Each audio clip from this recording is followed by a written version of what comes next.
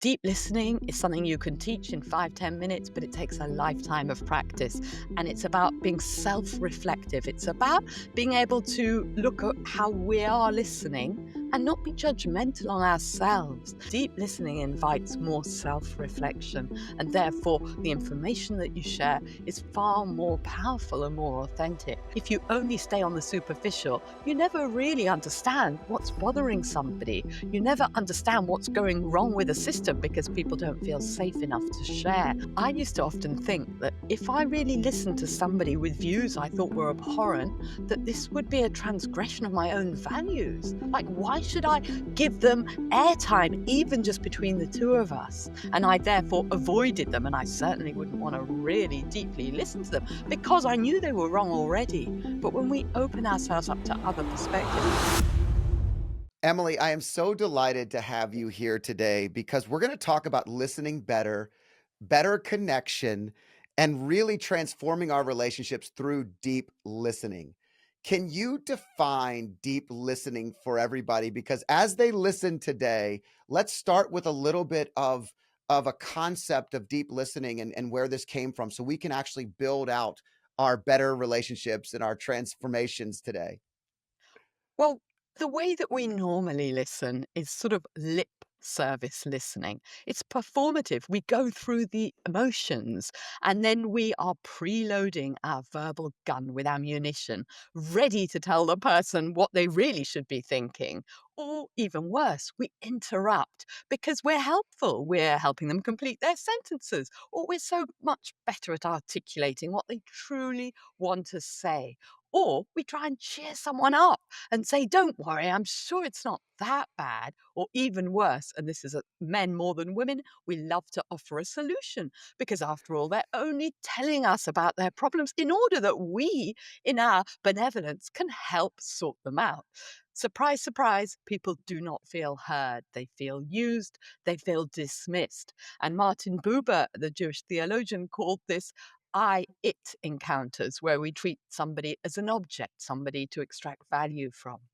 Indifference, deep listening, is much more an I thou encounter. We give the person full respect. We let the whole of us listen to the whole of them with curiosity and understanding that we don't already know what they have to say. And what happens is that our connection is much deeper. They understand themselves more fully, and we also understand them. And everybody wants to be heard. I mean, everybody wants to feel like you're actually listening and appreciating them. I can't tell you how many times I'm in conversations where someone is talking and you add some value or you add a part to the story or you start to talk about something and they go right back into themselves or something that they're talking about and you're like, okay, they're not listening to me at all, so I'm just going to end it here and move on. And your book just launched in the UK, and is launching here in the US in the next couple of weeks, I believe. So this is something that we have a chance to learn firsthand from you on, and I just think it's a great topic to discuss. Completely agree with you. All of us, we're yearning to be heard in our full personhood. And it's such a beautiful gift to be able to give to people around us and to strangers and even people we disagree with, because we want to be heard in our full complexity. And so often when we listen to other people and they say, let's say they say, and talk about, "I've had a really difficult day. My boss was being impossible." And we say, "Yeah, I so understand, because do you know what happened to me? My boss is also being tricky." What we're doing is what we think we're doing is increasing connection and being empathetic. But of course, we're moving the spotlight from them to us. And they feel like, no, I want to talk about me now. I need time to make sense of what I've experienced and to be heard in all my complexity. That's such a it's such a major point, and I think it's so powerful and something that a lot of us have to work on. I don't think it's given. I've always been a natural communicator and a natural talker, and I think that through the years, working on listening has only further developed my ability to be heard as well, because there's a respect that goes with a relationship when you're actually taking the time to listen and not thinking about reloading to what you're going to say, and actually giving somebody the time to further their thought and to get it all out and to really understand and comprehend and be curious about it, right? You're so, so right. Because when we're just waiting for our moment to speak and we're not there, the speaker knows it. They know it in their heart and they won't share as much. In fact, even when you aren't looking at somebody directly, they will often have to restart their conversation or they just give up. And what they do most of the time is just stay on the surface level. Because most of the time, as philosopher George Steiner said, we speak at the surface of ourselves, especially in America, actually. I know as a BBC, having been a BBC journalist for decades, best place in the world to get vox pops, those small, quick audio samples of what people feel, US and Nigeria. People have ready-made nuggets of information to give you. People are great at talking, but of course those nuggets aren't what they really authentically feel. They're just that superficial, ready answer that you have for somebody.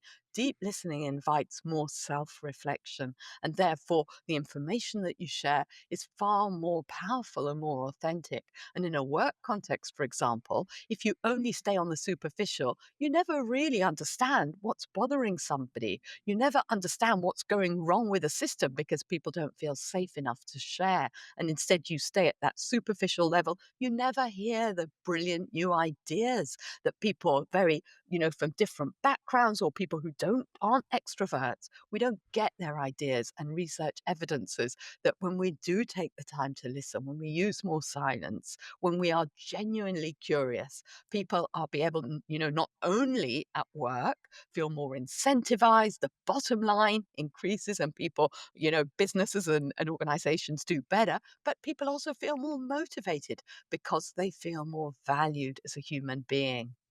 Yeah, the more we feel heard, the deeper our connection, the more valuable we are to each other and to the organization.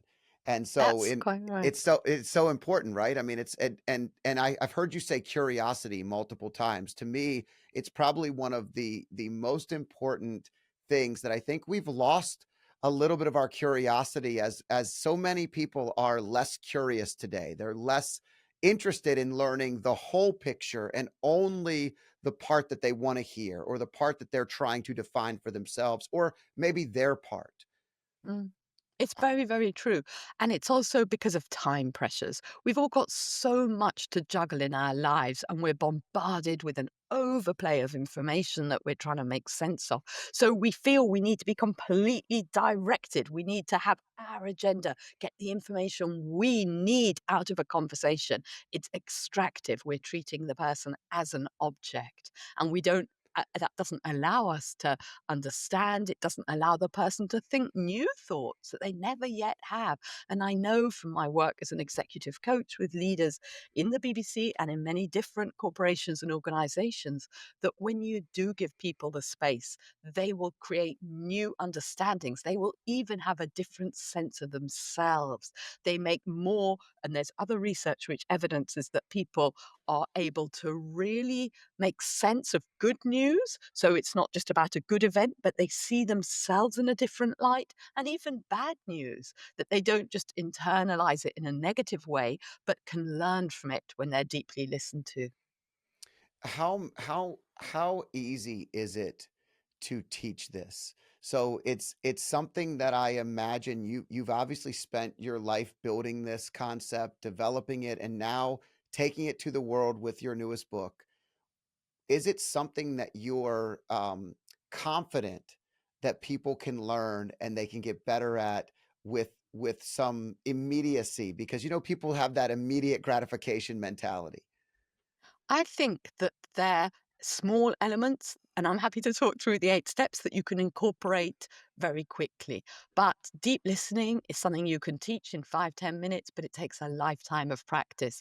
And it's about being self-reflective. It's about being able to look at how we are listening and not be judgmental on ourselves and learn. And I've actually in the book got a little worksheet where people can take notes and and questions to self-reflect on their deep listening practice. So if I'm just to talk you through and give listeners ideas of things that they can incorporate in their own lives, there are 8 steps of deep listening, and each of them has a separate chapter in my book, which, by the way, I also illustrate, which is such good fun when you write a book, because I love painting pictures. So I got that in the contract. I want to paint pictures just to be able to engage other people's emotions, not just their intellect. And that's very similar to the way and the whole philosophy of deep listening. So step one is create the space. So first of all, absolute bare minimum. Somebody who is speaking needs to feel psychologically safe. So if in an open plan office and you want to know why they're late, not so good. Even if there's a glass screen, they're not going to feel safe. Get out, separate meeting room. Even better, go for a walk. Even better, in nature. A lot of research about nature makes us feel calm, sees the bigger picture. Even better, where there's water, flowing water, because we've evolved to feel calm and great when we see that. And even more than just psychologically safe, think of the sound. So you don't want hard steel walls if somebody's hard of hearing, or a noisy cafe, but instead wood is great. A little bit of echo, fantastic. Or plush curtains and no harsh overhead blue white light, much more of a longer wavelength, and side lights either side of the room work far better. Step two is about listening to yourself first, because you can't, especially when you're having a difficult relationship, or you know it's going to be a difficult conversation, or you know you really disagree with somebody. What's going on inside you? Is there something inside you which is stopping you being able to listen? Is there an agenda that you need to acknowledge, even if to yourself? And how does the person provoke in you your shadows, the unacceptable parts of yourself? So, for example, I don't have brothers, but if somebody was going to trigger my theoretical bullying older brother, acknowledging that, so that I'm not really listening to them, I'm listening to my brother, and I am feeling 5 again. That is super great and important. Step 3 is about being present. So when I train people in being in deep listening, I always do a little meditation, a little moments of silence and of grounding, not just for them, but for me too, because I need to be fully present when I work with people so I can pick up what's going on in the room.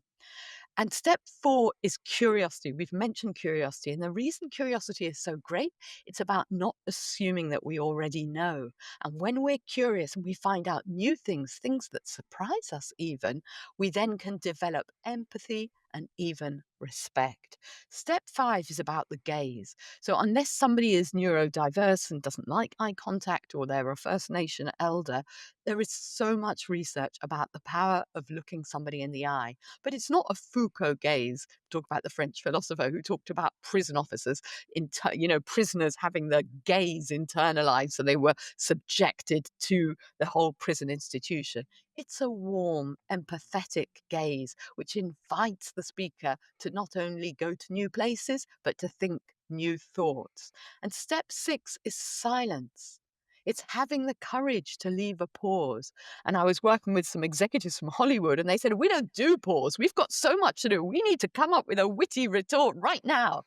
And of course, when we don't give space, we don't allow these new thoughts. We just go. And especially for people who take more time to develop their ideas, people need time and space. And there's research, even in negotiations. A paper came out in 2021, Silence is Golden. When people were asked to leave more silence, they found many more win outcomes, creative solutions. Both sides benefited, than zero sum. If I win, you lose.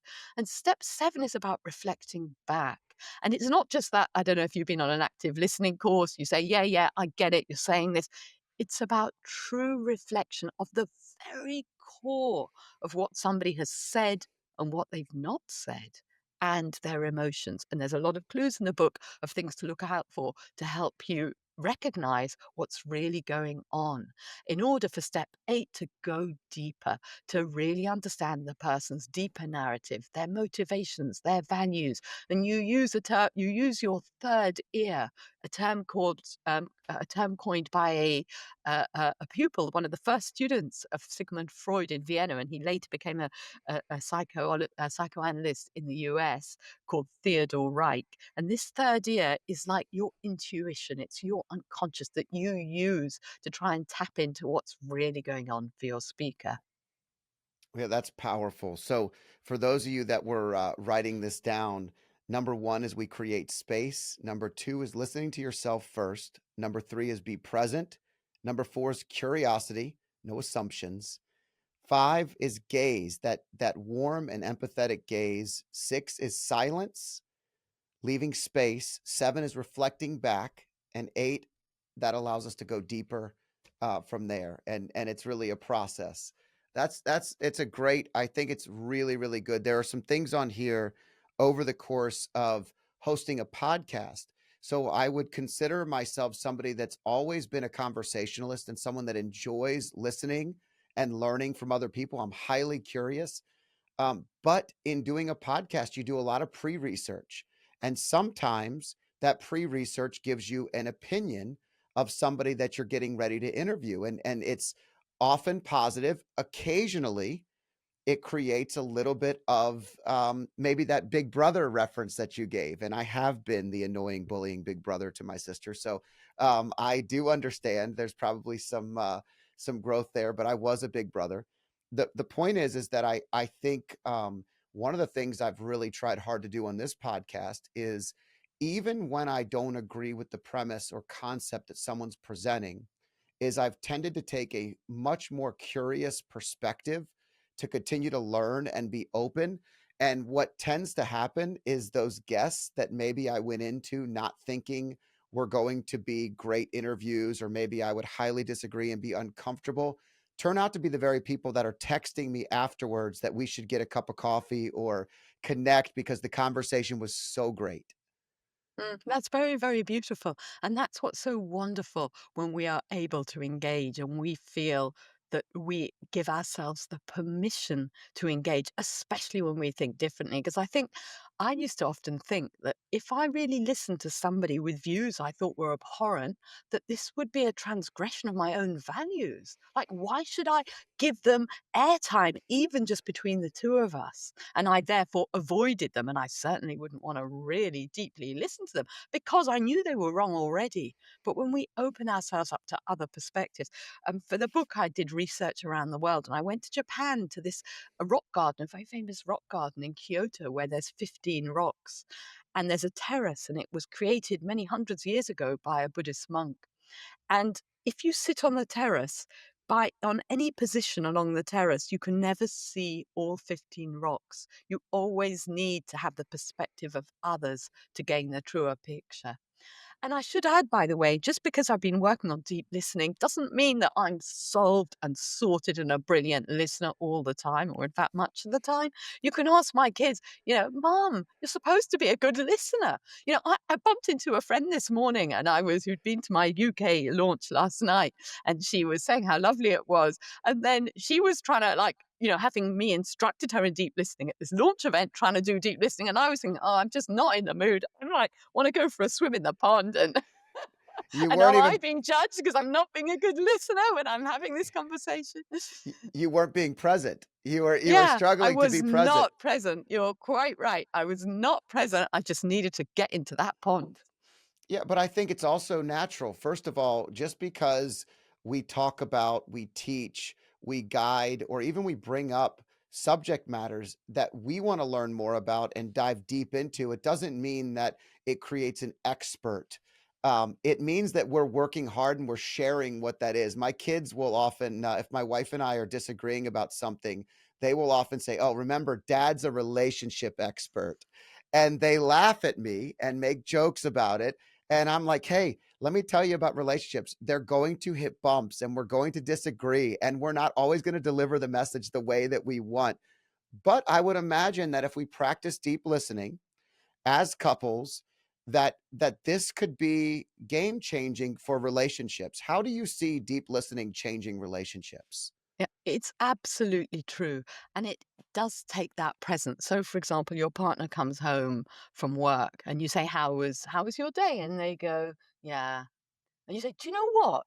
I had so much problem with the garbage, the garbage collections. It's not done properly, or the dog's not eating, or the kids haven't made their beds, or whatever. You just don't really." But instead, it's just that moment of saying, "Sounds like your day didn't go so well, huh?" And they then can unpack what really went on. And it's like going off a script because so many times, especially with the people we're most intimate with in our own family, we assume what they know. We have the same kind of conversations every day using even the same words.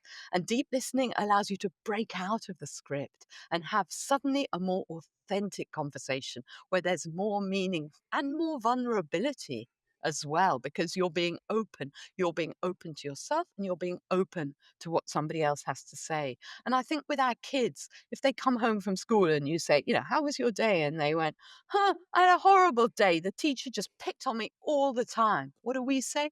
Oh, I'm sure it wasn't that bad. And perhaps just the way you feel, maybe other kids also felt the teacher picked up on them. Who has done that? I certainly have. Yeah.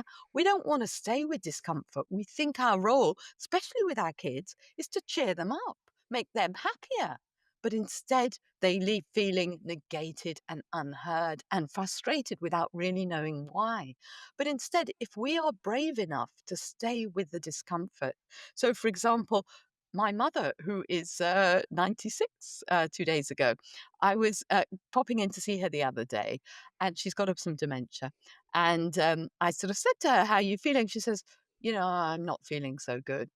And most of the time, I would feel my role is to make her feel happier. And I said, "Oh, I'm so here, and aren't you pleased?" And I didn't. And I said, "Not so good." And she said, "No, I feel like I am being blown around by the wind, and I've landed here, and I'm not sure I want to be here." And I said to her, it sounds like you don't feel much agency, that you don't have control and you're not feeling at home."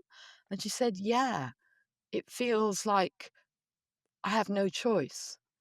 And we continued this conversation, and because it wasn't a conversation we'd ever had because I'd never given her the opportunity to really feel what she was feeling. And then I did say to her, "Look at the candles over there. Do you remember we made them as children and you were such a lovely mother? And look at the Chagall prints on the wall that my father bought, who loved Chagall."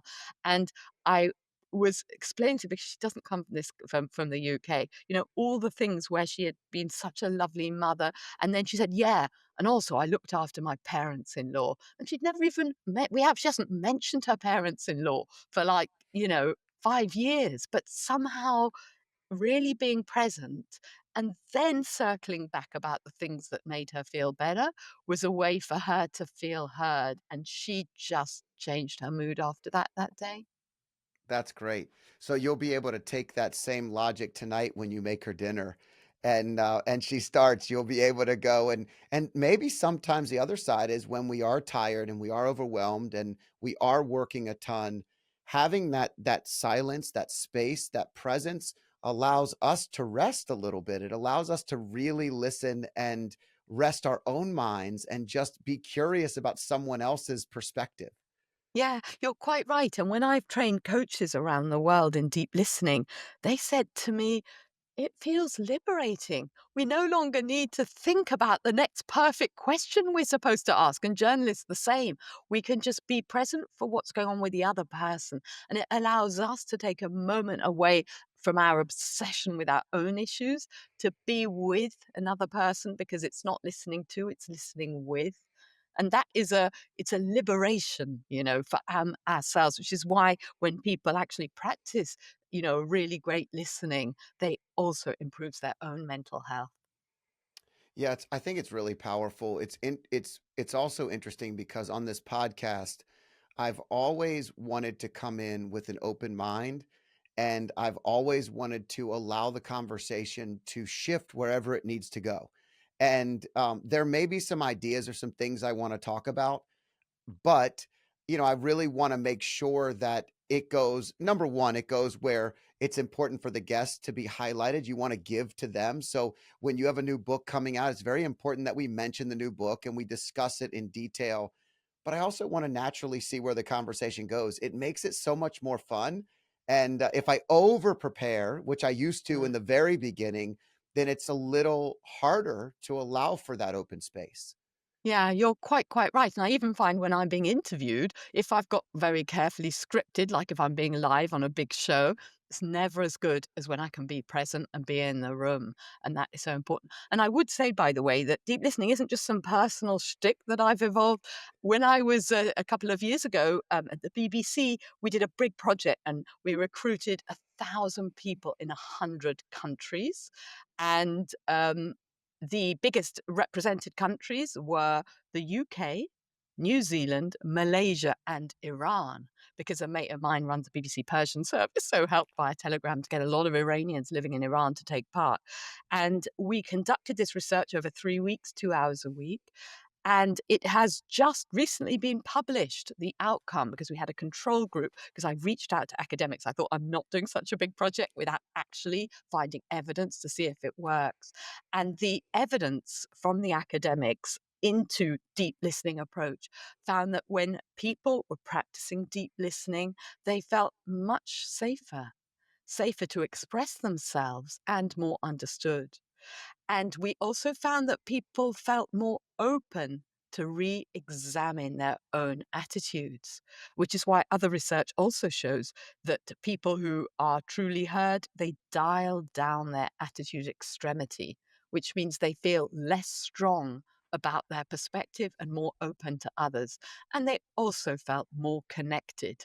Our research evidence into deep listening, more connected, even though they were discussing really contentious, subjects like, is social media good for humanity? Or should the descendants of slaves be paid reparations? Or should we all be vegetarian? We chose specifically, the partners had to choose the subject they disagreed the most at the end of the training. And that's the evidence that we found, which is really, really exciting. That is exciting, especially with what you're doing and how you're coaching it across the world. How do they plan on utilizing this research? Is there a secondary project? Is there anything that would that we can leverage and utilize in journalism, or how what was the premise of the research? I mean, the premise of the research was to understand the impact of deep listening. And I very much hope, and I'm actually also talking to a lot of journalists about using deep listening more in their own work. So, for example, when I interviewed the president of Ethiopia many years ago at the start of my career with the BBC, I did not deep listen. I was not curious. Surprise, surprise. He ended the interview really early. And he was a fascinating guy. Somebody from the US State Department said at his funeral how he was one of the most intelligent, thoughtful, innovative people. I didn't get a bit of it because of the way I interviewed. But I'm really, really hoping that if more people read the book and they practice deep listening to the people around them and to strangers, we can do something to dent the two big crises in our society and in the world, which is number one, loneliness and mental health challenges, and the other is the crisis of polarization, which really stops us engaging healthily as societies. Yeah, I think that's super powerful. And I mean, when I'm thinking of deep listening, I'm thinking of the family sitting around the dinner table and broaching subjects on religion or politics that they have such strong beliefs on and have assumptions.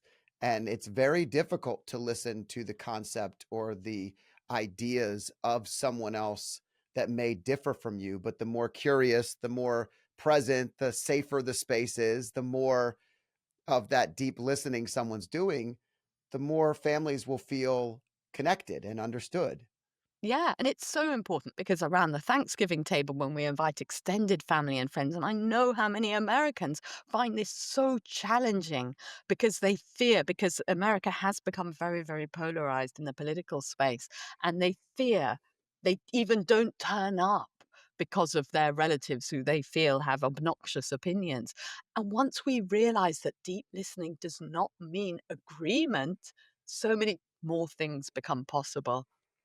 Yeah, it's interesting. I always say that the anything that's being led with assumptions or hatred or any of the things that seem to come out in these family environments when they're not healthy, that is the opposite space that we want to be in our family. I mean, it's definitely a more of an understanding position. We have lots of different opinions in our families, and I think that the older I get, so many of the people that I've known and worked with and been surrounded by become stronger in their opinions, and I've noticed that I've become much more open in mind and much more curious in mind. It's something I work really hard at doing, because the more I can understand where someone else is coming from, maybe their background, maybe why the values that they have are so important to them that they're arguing why, eating no meat might be the way around it, when maybe that's changed their entire life. You are Go so ahead. right, and that's why I really sorry there, I was interrupting you very beautifully and didn't allow you time to I did tell you I was, well, certainly used to be and still am at point times a serial interrupter, but I was, so apologies for that. But I was just saying that a really good question to ask someone who you really disagree with, especially over politics or faith, is what in your life experience has led you to feel what you do? Because by understanding that personal journey, it allows us to, they can, in our mind, break free out of a label and become a human being. A human being we can empathize with, not necessarily agree, but we can connect with in their humanity. And that is powerful. It's super powerful, and something that I think everybody can take to the Thanksgiving table and to the holidays when they come up, and over the summer. I mean, it's a great time to always begin to listen better. One of the things that I know that I've always struggled with is when you talk about your um, 8 steps to this. Silence and leaving space is something that, when you grow up, especially if you tend to be a entertainer, somebody that's really, you talked about Hollywood, and, I think it was a great analogy because they are entertaining, right? They're looking for no space, just constantly filled. But it's so powerful how just leaving some space, leaving some silence inside the conversation can create a different direction, a pivot, something that you never anticipated. But if you don't do it, then it never gets there, right? Yeah, you're so right. And when I train people around the world in boardrooms or in conflict situations, I find that silence is the one thing they find hardest when they're trying to practice, and I get them to practice deep listening to each other. But when I return to them and I hear back from them, they say it's the one thing that has changed their life the most. And in the story, in the book, I write a story about a woman, and I don't want to give too much about her because it's anonymous, but she was working for her husband because he was the boss of this company and of this organization. And one day he came home and he said, "I'm really sorry, but I've got to let you go." And normally, if she hadn't been on my course, she would have just erupted. She's a very lively, vibrant personality. "How could you do that?" And she said to me, it might have even led to her divorce, to them divorcing. But she didn't. She let him speak and then explain that it was a temporary issue. It was only because of a very different, important client who really took objection to her. And without that, the organization couldn't really succeed. And therefore, she was able to regain her composure, stay present, understand more. And then, she still had a, difficult conversation with her husband, but it was a very different one from the way she would have normally behaved. "Hey, Scott, I want to do a deep listening demonstration with you to show this. All And right, you're not being judged. The listeners can see how well I've been able to practice the 8 steps, what they heard about them. Is that okay with you, Scott? let's You can go. feel free." Let's So do it. I'm going to ask you, Scott, what food reminds you of home? Spaghetti and meatballs.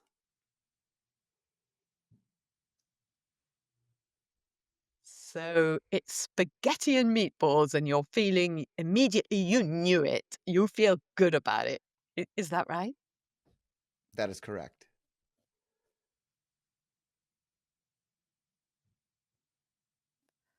And tell me more. When I think of food, like Italian food, I think of my grandmother.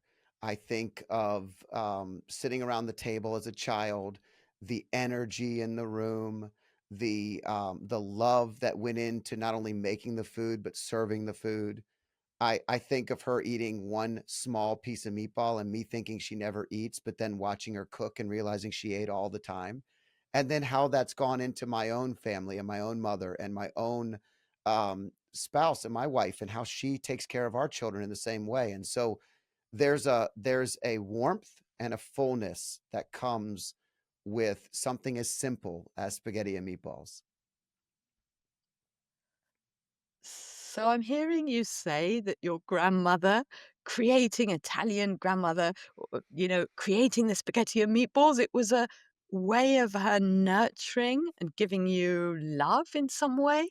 And you are feeling something, it's a connection between her and you yourself and your wife and the way that you nurture your own family. And there's a sense I have of that connection giving you a grounding about the values and the way you want to live your life, even if it's also with a bit of humor about her eating secretly while cooking and not it is and a fondness and a memory you have of that time and feeling so safe and nurtured. Is that right? It's a great interpretation. I think, to this day, when I think of my grandmother, sometimes my mouth waters because I'm thinking of the experience that I had, with something as simple as food. And so it's that multi-sensory experience, which isn't just the intellect, it is the taste, it's the smell, and it's the sense of being surrounded by your family then that is so grounding for you and gives you so much pleasure, a source of great pleasure. Yeah, when you're surrounded by all those people, it can you kinda have 2 choices. You can become a part of something bigger, or you can sometimes get lost, and sometimes you go in both directions. And so for me, my grandmother, even if I missed the dinner, she would have 2 little meatballs saved in the freezer for me that I would come in, she would give it to me, and so even if you're lost, even if you feel like you missed out, there was something that came with it. And so it's a sense of being valued as a person and included and thought of. You were being heard by her through those saved freezer meatballs. She cared when you weren't there. And that felt like you were valid and valuable and really increased your sense of self worth, even. Without question. Yeah, the level of confidence that I grew up with from those instances and those dinners around the table were something that I took with me into everything that I did and do to this day. Well, thank you so much for sharing that with me, Scott. Roughly, how many questions did I ask you, roughly? 6? I asked you what food reminds you of home, and I also asked, tell me more. Now, as a journalist, the rest of the time I was trying to encapsulate, as I was talking about in step 7, the very heart of what you said and what you didn't say. And perhaps I used my third ear to sense what was going on with you and offer it back with humility. These are borrowed clothes, not my own, for you to correct me. And sometimes if you get it wrong, that's not a problem because somebody will say, no, it wasn't quite that actually. It was this, not that, but this. And tell me more is the one question you can ask because unlike a journalist who's got brilliant questions, and I used to think I had brilliant questions as a journalist, but in doing so, we are seizing the steering wheel and take people down the road we want them to go down.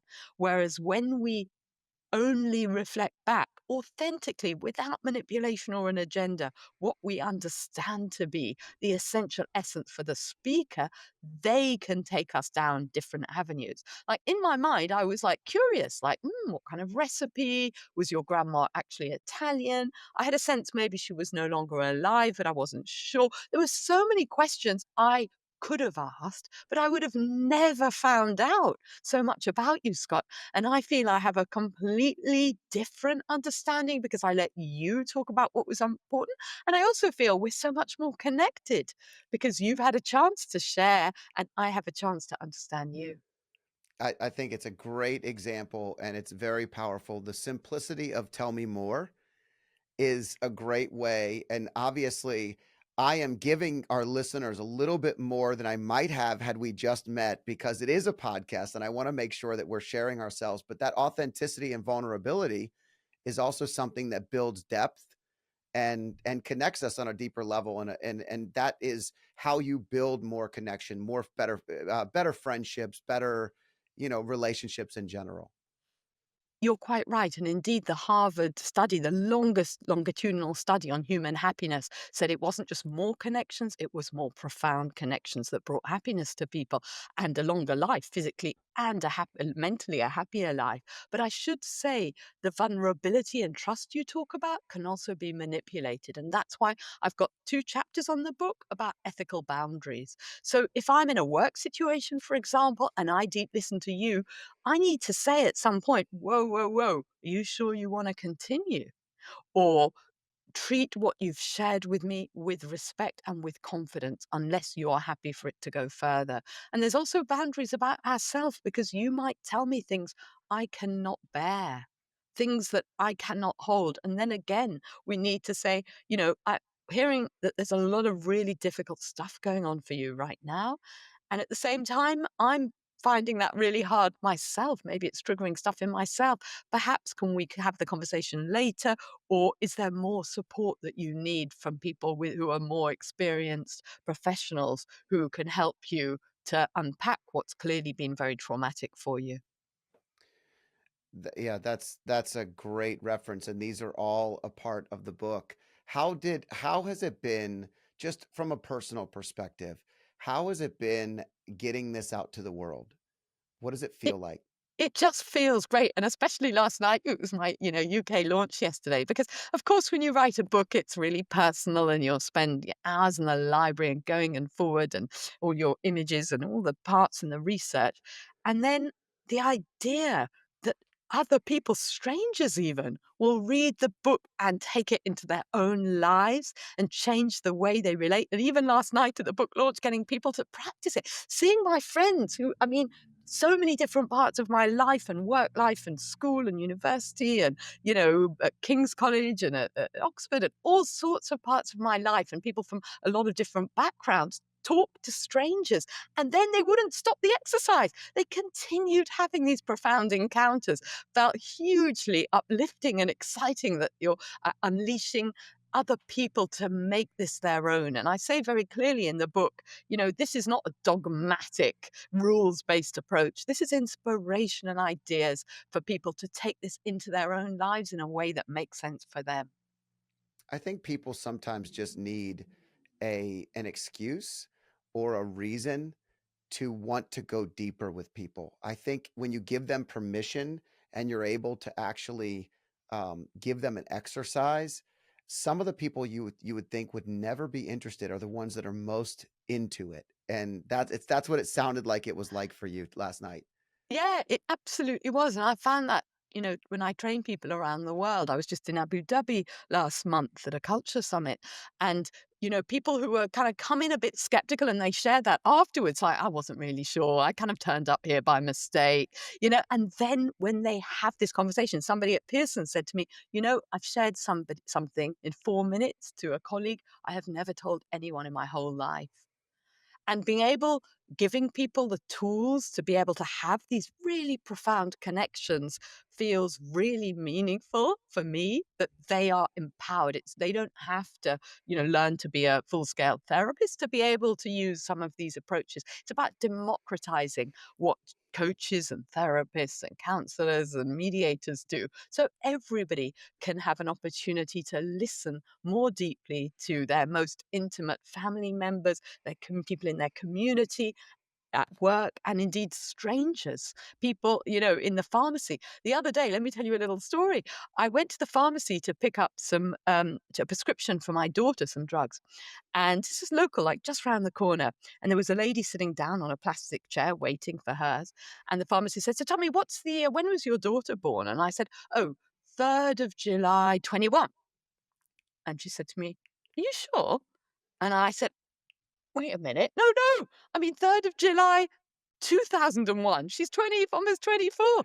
And I had a laugh. And the lady sitting down said, "What do you mean? How can you not know the birth date of your own daughter?" And I said, "You're quite right. How foolish is that?" And then she said, we were talking about age a bit, and the lady said, "My grandmother, it's really exciting. She's 97." And I said, "Wow, what an amazing age. You sound really proud of her." And she said, "Yeah, I am proud. I am proud." And she trailed into silence, and I had a sense something else was going on. So I said, "I'm sensing that there's some ambiguity there. You're proud, but something else is happening." And she said, "Yeah, I think that I'm going to die before my grandmother." And we then talked a bit about what was going on, her medical condition and her worries, and she started crying. And then she apologized for crying, but she said, "Thank you for listening." And I had a sense that she needed to be listened to, but she had no one to share that with. And by just being able to be there in that moment, be present enough, have a fun connection about my mistake, being vulnerable, saying, "Yeah, you're quite right. That was pretty silly," allowed her to feel safe and connected to me and take that opportunity to share what was obviously really worrying her. And, I left feeling that she had been heard. I felt great. And I felt we had this connection with a stranger. I don't know her name. I don't know who she is, but it just felt really, really meaningful. That's amazing, and that's a great story to really show the power of deep listening. How so how do people find you? How do people learn more about you? Where do they get the book? I know the States, I think it comes out, is it June and June the 24th. So the book is published in the US June 24th. And I've actually read the book on the audio book if people want to get it that way. So it's available because it's HarperCollins. So it's available on every platform, on every bookstore. People should be able to get hold of it. And they can also find out more about me on my website, emilykasriel.com, or they can follow me on LinkedIn.